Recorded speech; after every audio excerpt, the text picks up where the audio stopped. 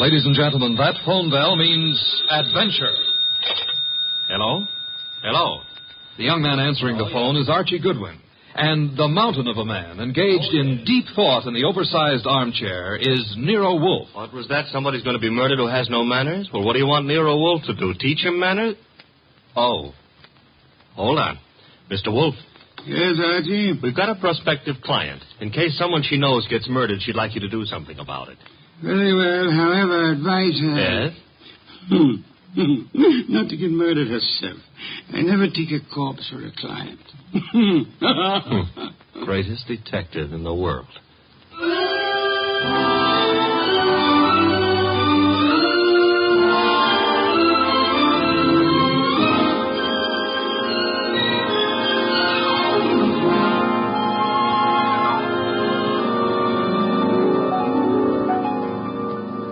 Yes, Archie is so right. He is the greatest detective in the world, and the fattest, and the least energetic. He's Nero Wolfe, created by Rex Stout, and brought to you over this NBC network in a new series of adventures by Mr. Sidney Greenstreet.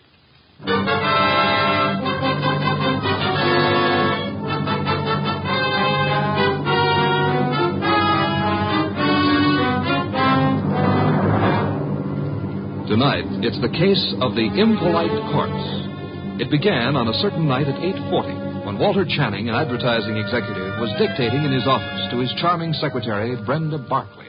Brenda, take a memo. Yes, Mr. Channing. This is to be mimeographed and sent to the entire staff. The entire staff, yes, sir. Notice, effective at once, 1-hour lunch periods will be strictly enforced. Employees will post time of departure and time of return. Yes, what is it? Mr. Channing... Bennett, I'm busy. Well, I've got to see you, Mr. Channing. About this afternoon. This afternoon was unfortunate, Bennett, but it happened. I lost my temper. I'm sorry. So am I. Mr. Channing, I've been with the firm 14 years, and well, because a man blows up once in 14 years... Mr. Channing's office. Oh, you've got to reconsider. That's all, Mr. Channing. I never reconsider, Bennett. It's your wife. But, Mr. Channing... That will be all, Bennett. It won't be all. You can't wipe out 14 years of a man's life. Even you can't do that, Channing.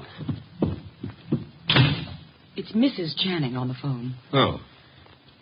Hello? You're where? That's in this building.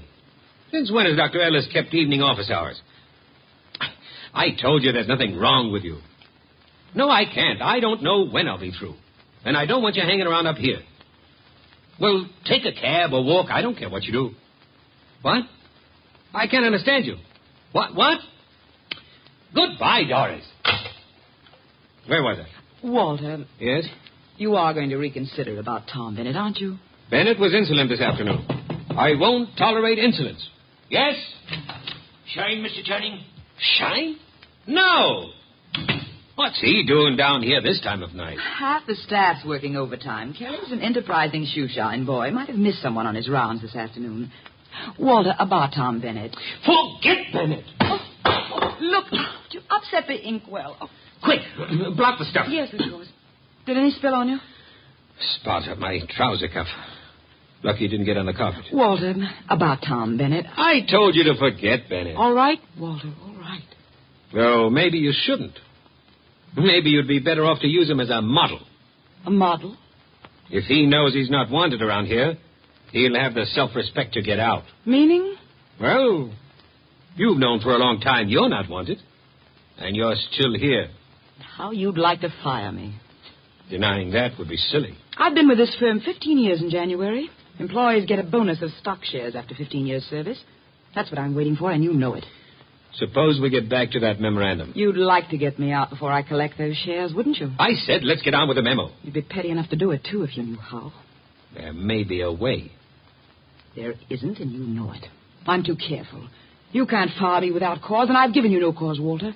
Nothing you can possibly dictate one of your vicious little memorandums about. Don't try my patience too far, Brenda. Walter, this can't be us talking like this. You and me hating each other. I find it remarkable there ever was anything between us except hate. Walter. I mean it. Look at you. You were flashy when I met you. You're getting flashier. That means cheaper, Brenda. Stop it. Too much lipstick? Too much rouge? Hair too bright? Dress too tight?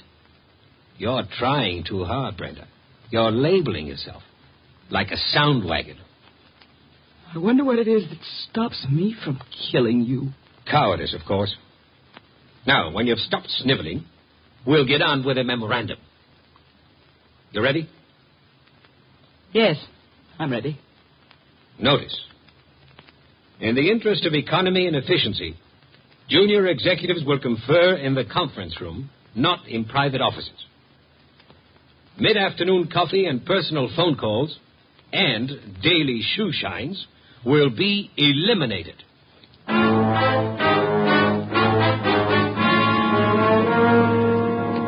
Your name is Barkley, Brenda Barkley. Very well, Miss Barkley. What can I do for you? Mr. Wolfe, I don't know how to begin. Well, maybe I can make this easier all around by briefing Mr. Wolfe on the Walter Channing case. Hey, that's funny. What? Violet eyes. I always thought there was something the poets made up. Archie? Huh? Oh, the Channing case, yes. One moment. Miss Barkley, look this way, please. To me, an eye is functional object found in mammals, birds, fish, potatoes, and horticulture. Thank you. Go on, Archie.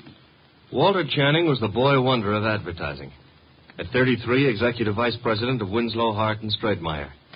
Just 24 hours ago, they found him at his desk, shot through the heart. They? Who is they? A night porter and a shoe shine boy, is that right? Yes.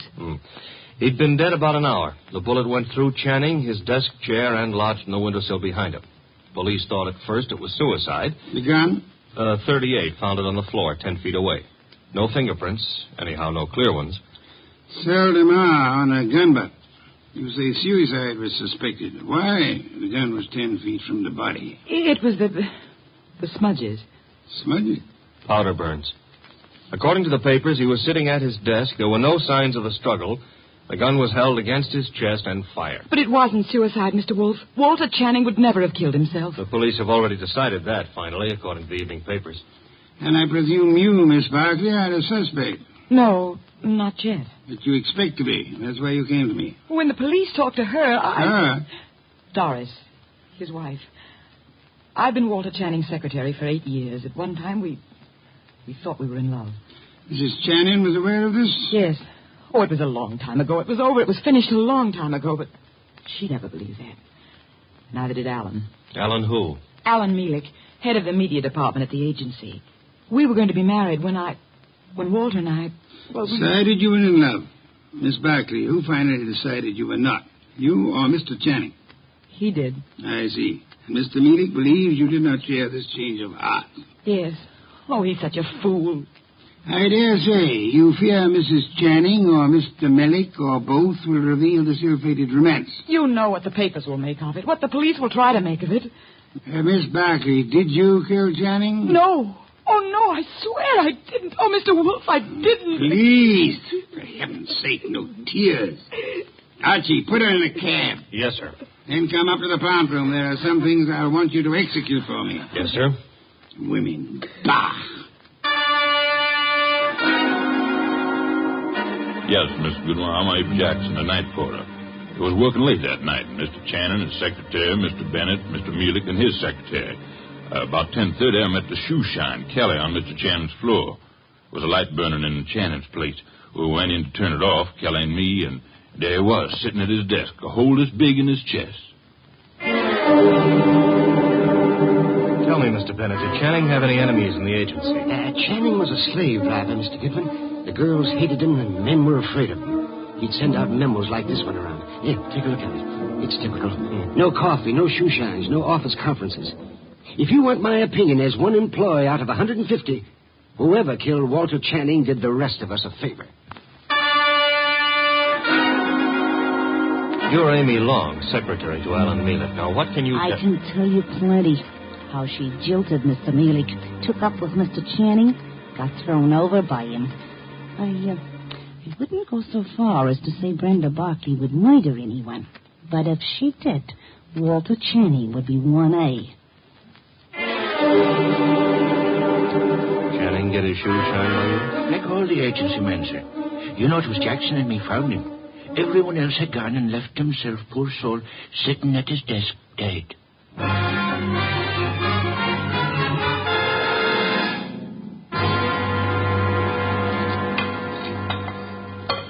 This specimen of an enormous straight orchid. Beautiful, isn't it, Mrs. Channing? Mr. Millick? I could never quite like orchids. They have no smell, you know. It's pretty all right, but tulips are more in my line, Mr. Wolfe. Tulips, Mr. Millick? I had a stand of emperors this spring. Emperors, come in, Archie. Emperors, Mr. Millick? That's the name of a tulip, Mr. Wolfe. A peasant flower. I've heard of it, of course. Archie, Mrs. Channing, Mr. Millick, my assistant, Mr. Goodwin. Mr. Goodwin? I didn't know you had company. Mr. Wolfe asked us here to explain why Brenda Barkley is worried.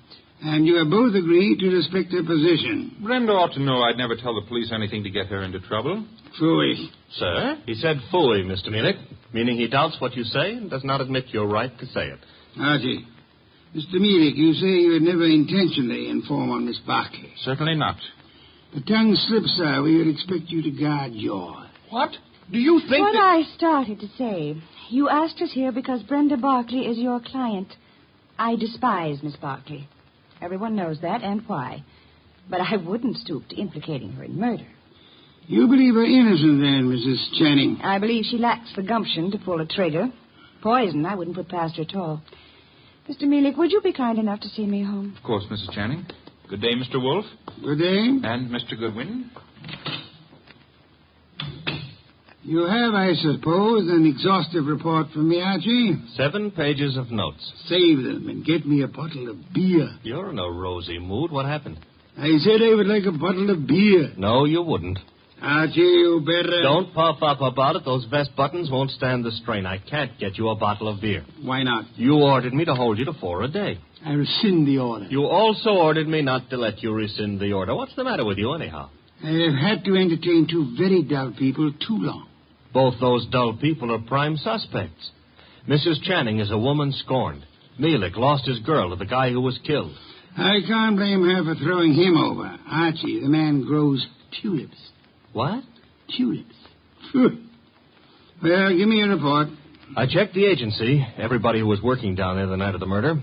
Also, I dropped in on Inspector Kramer at homicide. Also, I visited the morgue. Why the morgue? Because if I hadn't, you'd have said, why not the morgue? Go on. I drew a blank there. Kramer let me look at the clothes Channing was wearing. There was an ink stain on the left trouser cuff. An ink stain? And a hole through his shirt front with plenty of powder smudge like the paper said. He was shot with a .38 at point-blank range, sitting down. An impolite corpse. What? Discourteous. He didn't rise to meet his murderer. That is most significant, Archie. I know. I've got a theory about this case. No theories, facts, if you please. But look, Channing owned a .38. That's a fact. It's disappeared. That's another fact. The murder gun was a .38 with the numbers filed off, and it could be Channing's own gun. Thereby proving what, Archie? That his wife had access to it. Your theory involves Mrs. Channing, then? And Mealick. She decides her husband is less trouble to her, dead than alive. A regrettable tendency of wives. Have you noticed? And she sells Mealick on the idea. Now, that wouldn't be hard. They figure to make it look like suicide, but Mealick loses his head and runs, drops the gun on his way out, and... No. You don't buy it. Enough of theories. The facts, Archie. Out of your notebook. 1. 9 people were on the scene that night, working late for one reason or another. Mrs. Channing tells me she was visiting a doctor's office in the same building, by the way. 2. Every one of those people hated Channing. 3. Here's a sample of why he wasn't popular. A memorandum, huh? Dictated the night he was killed. The staff got it the next morning. A whip cracker, Mr. Channing. Fact 4. The ink stain on his trouser cuff was partly rubbed out. With what? Cleaner of some kind. I didn't get the brand. Fact 5. There's a spot on the carpet near Channing's chair. Spot of what? Ink? Blood? Looks like ink. It looks like ink. Well, I didn't analyze it on the spur of the moment. My chemical set isn't working so good, boss. And... Ooh, Archie, I want 2 things. Yes, sir? Get over to headquarters. The police have Channing's trousers. Suggest to Inspector Kramer that he have the stain analyzed. Suggest also that the spot on the carpet be analyzed at the same time. Be around him when the information arrives. This is Be Kind to the Police Week? Phooey. I never have sought to beat the police on matters of fact, only on interpretation, deduction. Get going. Oh, and Archie. Yes? When you return, I should discourse upon the sanctity of deskhood. The sanctity of what hood? Deskhood. Now be off with you, and please remember you're tracking a murderer. Don't stub your toe.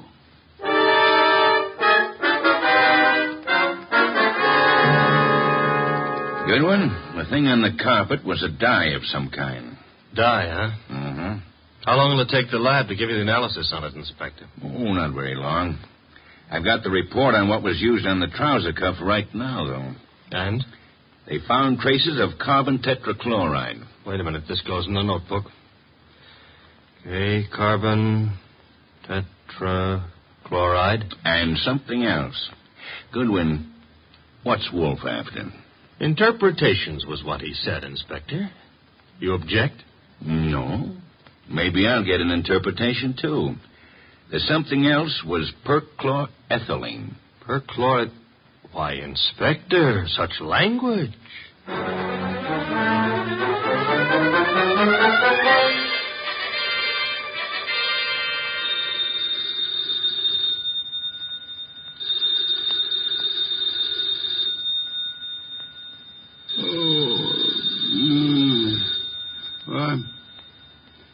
What? Archie. The phone. Oh, not back here. Hello? Mr. Wolfe? Yes? This is Brenda Barkley. Oh, Mr. Wolfe. What is it, Miss Barkley? You've got to come to Mr. Channing's office right away, Mr. Wolfe.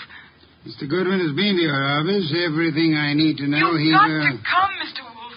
Nonsense. I don't go out. My digestion disapproves of it. I disapprove of it. But Mr. Goodwin, he's in danger. What's that? Terrible danger. He needs you here at once. Archie, danger. Let me talk to him. Please come. Hurry. What's happened?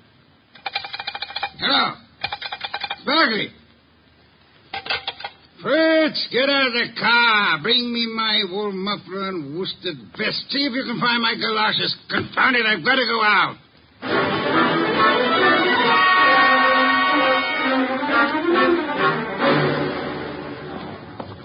Going up. Step to the rear of the car, please. Mister, will you please step back? I'm back as far as I can go. You are? Elevators, contraptions for little men. Come, take me up, young man. Hold it. Hold that car. I'm late for a date with a blonde. 16th floor, buddy. Evening, Mr. Goodwin. Good evening. I was told you were in danger. Danger? Mr. Wolfe, what are you doing out down here? Miss Barkley's idea? About me being in danger? Obviously, she was lying. I suspected at the time. But I fell in with her suggestion. I'm anxious to end the case. My presence here is needed. Don't understand why she'd do such a thing. And why is your presence needed? 16th floor. It's a matter of perspective. Brenda's got a very nice perspective. She'll be around here someplace. The agency's got this whole floor. Her office? Down this corridor, next to Channing's. Well, Kramer came through on those reports from the lab. That smudge on the carpet wasn't ink. It was a dye. Powdered aniline. Brenda. Oh, Mr. Wolfe, thank heavens you're here. Hey, I'm here, too. The police, they questioned me again this afternoon. I'm so frightened, Mr. Wolfe. You've got to find the murderer before they... Baby, take it easy. Well, hello, Archie. Hello. What's the idea of trying to pull a fast one on Mr. Wolfe? Well, I just had to see him. Please understand. Is this Channing's office? Yes. You told him I was in danger. At last, a place to sit down. Well, I had to tell him something to get him down here. He's not happy. Are you comfortable there, sir? Miss Barkley, come here. Mr. Wolfe, I can explain. I thought if you were here, where it happened, if you could see for yourself, then you'd... Young woman, there are many things I'd like to say to you. Oh, now, wait a minute. She was scared, boss. However, I'm too short of breath to do them justice. Archie. Yes? Round up everyone concerned with this case. Right now? Including Mrs. Channing. Get them in here. Yes, sir. You help him, Miss Barkley, and close that window. Yes, Mr. Wolfe. Fresh air. I've had enough today, thanks to you, to last me a lifetime. If after all that exposure... I live a lifetime.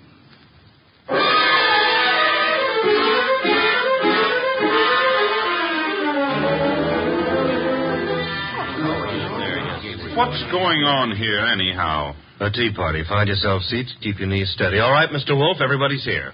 Mr. Shoeshine Kelly? Here, sir, here. It was you who found the body. Him and me, Mr. Wolfe. I'm Abe Jackson, the night man. You gentlemen can help us if you will. Oh, to be sure, Mr. Wolfe. I'd like to know the exact position of the body when you found it. Well, he was setting up. That's it, sir. Sitting up straight as you please. You'll oblige me if you'll demonstrate. Sit in the chair, please. His chair, sir? If you please. Abe, you. Yeah. Oh, no, not me. Not on your life. There's no easy thing you ask, Mr. Wolfe. But I'll oblige you. So, it was like this, I'd say. You agree, Mr. Jackson? A little more to the right, maybe. Yeah, that's the way it was. Archie. Yes, sir? Help me with a brief recapitulation. Well, so far as we know, Channing made no outcry. Therefore, he could not have been startled by the appearance of the killer. There were powder burns on the body. Therefore, the gun was against Channing when it was fired. His own hand couldn't have held it closer. Nobody heard the shot, probably because this office is soundproofed. The gun that killed him was lying on the floor 10 feet from the desk. In the direction of flight through that door. Go on, Archie. The killer was almost certainly well known to Channing, or Channing wouldn't have let him come that close without a struggle or an alarm. Also, the killer had access to this office, another proof that he's not a stranger. One more point, if I may, Archie. The killer, he or she, is present here now. Quiet, everyone. We come now to the point I mentioned to you last night, Archie. The point I call the sanctity of deskhood. Sanctity of what? Deskhood, Mrs. Channing. Explain, Archie. Still figure it's so important? Absolutely essential. Well, I wrote it here somewhere. Oh. Deskhood refers to that area behind a desk where a man earns his livelihood, makes his career, builds his reputation. You mean here, where I'm sitting? So long as a man sits at his desk, he enjoys a curious area of privacy. He is remarkably safe from intrusion. That's it, Mr. Wolfe. The sanctity of deskhood. Think about it a moment. You'll see what I mean. Nonsense. I've gone around that desk hundreds of times. I'm sure she has. Many more hundreds. If you mean what I think you mean, Mrs. Channing, you... Please, ladies. Mrs. Channing, when you approached your husband at his desk, what did he do? What did he... Why, he stood up and... He stood up. Sparkley, you agree? Well, yes, he'd have to stand up. At least he always did. But for his murderer, he did not. Archie, resume from your notes, please. Well, whoever killed Walter Channing went around the desk without Channing rising, held a gun to his chest, and pulled the trigger. Excuse me. If you will go behind the desk and stand facing Mr. Kelly, Archie. Here. This the way you mean? You know the angle of the body wound to the hole in the chair? There wasn't any angle. One was in a straight line with the other. From where you stand now in front of Mr. Kelly, if you wish to inflict an identical wound upon him, could you do it? Not from where I stand. I'd have to kneel. You'd have to kneel. Do so. Note, please, the murder tableau. I mean, that's what we... Question now, who could kneel before Channing, get close enough to kill him from that position without alarming him in the least? Kelly. The shoeshine man. Hey, wait a minute now. Shut up, you, and sit there. His motive is crystal clear. The memorandum. Memorandum. You have a copy, Archie? In my notebook. Ah, yes. Miss Barclay, read the part which could explain Mr. Kelly's action. No, Why, now the you don't memo do was that. all over the office. Kelly must have seen it. Oh, wait a minute now. Notice effective at once. Yes, here it is. In the interest of economy, daily shoe shines will be eliminated. That'd cut off Kelly's bread and butter. Kelly, I can't believe it. Nor can I. What? It's obvious Kelly murdered Walter Channing. Mr. Wolfe, now listen, I did nothing of the But kind. the obvious can be too obvious. Meaning what exactly? Archie, Yes, sir? brief these people on the ink-stained trousers. Channing spilled ink on his trouser cuff the night he was murdered.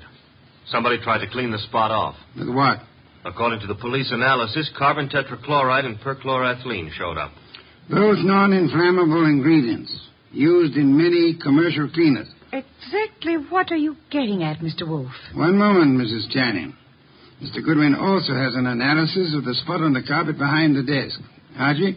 A powder form of dye, aniline dye. Used in what, perhaps? Well, the lab suggested as shoe dressing. I got no powder dye. I swear I ain't, Mr. Wolfe. I'm sure you haven't, Mr. Kelly.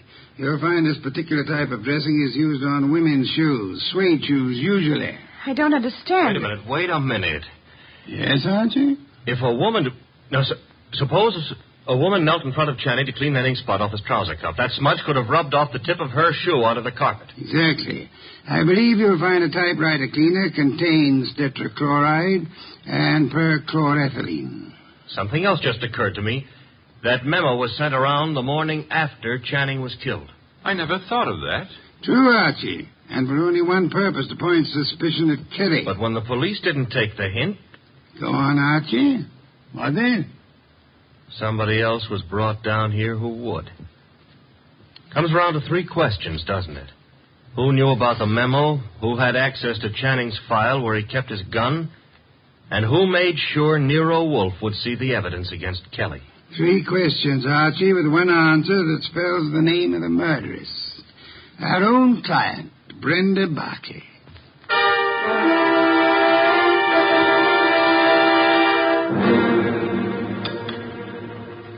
Steak, Archie, manly. Did you like it? I'm not hungry. Indeed, I suggest a tonic. That reminds me. I had a call. You had? Doris Channing. She had some idea about my explaining things to her. She found my explanation insufficient? No, but she felt it lacked the personal touch. Phooey. Hand me a can of beer. However, you do have the evening off. Yes, sir. Keep out of trouble. Doris Channing is a blonde. That is trying to keep out of trouble. In the company of a blonde who wants to. Good night, sir. Good night, Archie. Good night.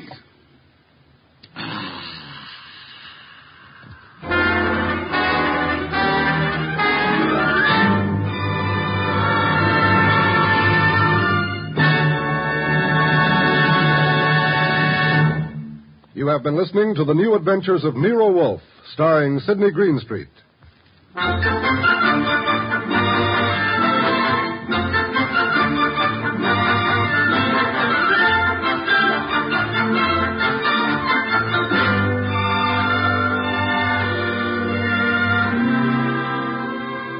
Tonight's transcribed story by William Kendall Clark was based on the characters created by Rex Stout. This is an Edwin Fadiman program produced and directed by J. Donald Wilson. In the cast were Larry Dobkin as Archie Goodwin, and Donald Morrison, Betty Lou Gerson, Bill Johnstone, Howard McNear, Mary Lansing, and Barney Phillips. Next week at this same time, Nero Wolfe and Archie will bring you the case of The Girl Who Cried Wolf. John Storm speaking.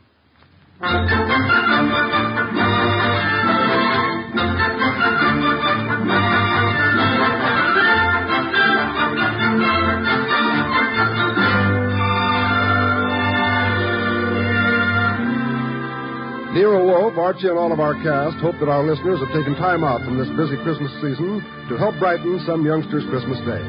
Be sure to send a thing, your choice of anything you think a child would like for Christmas, to the groups in your own town who are distributing these toy gifts to less fortunate children.